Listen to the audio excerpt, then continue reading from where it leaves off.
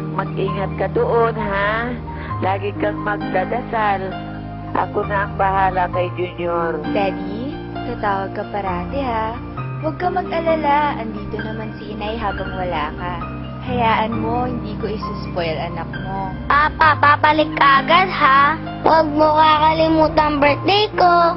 I promise ko, magbe-behave ako kay Mami. Basta tatawag ka lagi ha. I love you.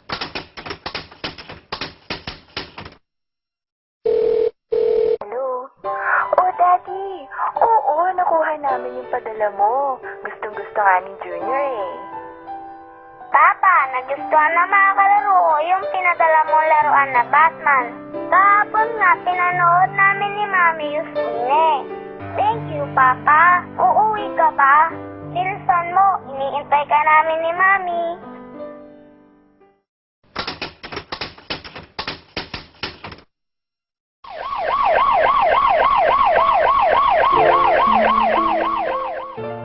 Daddy, na-aksidente si Junior.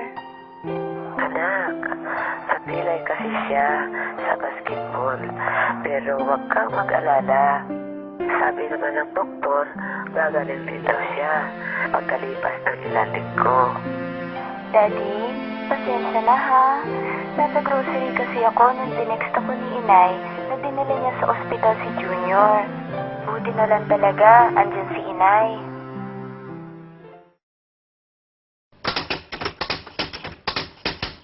Papa! Papa! Merry Christmas! Papa, may snow ba dyan? Malamig ba? Ang daming hinanda ni Mami para sa Noche Buena mamaya. Kayo, Papa, anong handa niyo dyan? Meron din kayong parol, tsaka puto bumbum. Alam mo, kinumpleto ko yung simbang gabi ngayon para makuha ko yung wish ko na uuwi ka ng maaga. Siya nga pala, Daddy. Nagpunta dito kanina sina Maring Linda at Paring June. Kinakamusta ka nga nila eh. Pitala sila para kay Junior, pero syempre, mas gusto pa rin niya yung padala mo. Merry Christmas, Daddy. Namimiss ka na namin.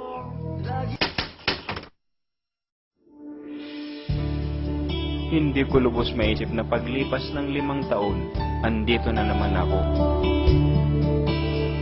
Ako'y pauwi na sa ating bayan.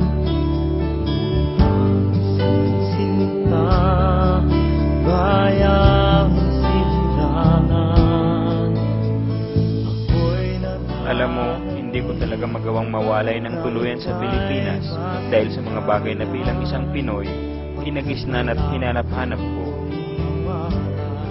aking daladalay sa maleta ng karanasan.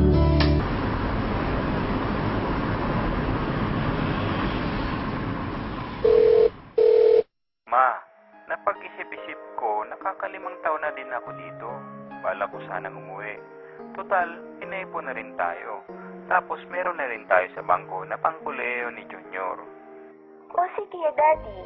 Kung yan ang desisyon mo, edi okay. Sa tingin ko, makaka-adjust naman tayo dito ngayon. Total, gumaganda na rin ang kabuhayan sa bayan natin. Ano bang balak mo? Gusto mo ba magnegosyo? Kasi kausap ko si Maring Linda kahapon. Ang dami na palang pwedeng pasukan ng negosyo ngayon. Tulad ng pagbenta ng distilled water o kaya mga poultry products. Ano sa tingin mo, Dad? Si Maring Susan nga, inalok ako mag-direct seller sa Avon. Malaki daw ang porsyento eh. O kaya, pwede rin tayo bumili ng 2 jeep na pampasada. O kaya, pwede rin tayo umupa ng pwesto sa palengke. Tapos pala, uso rin daw dito ngayon.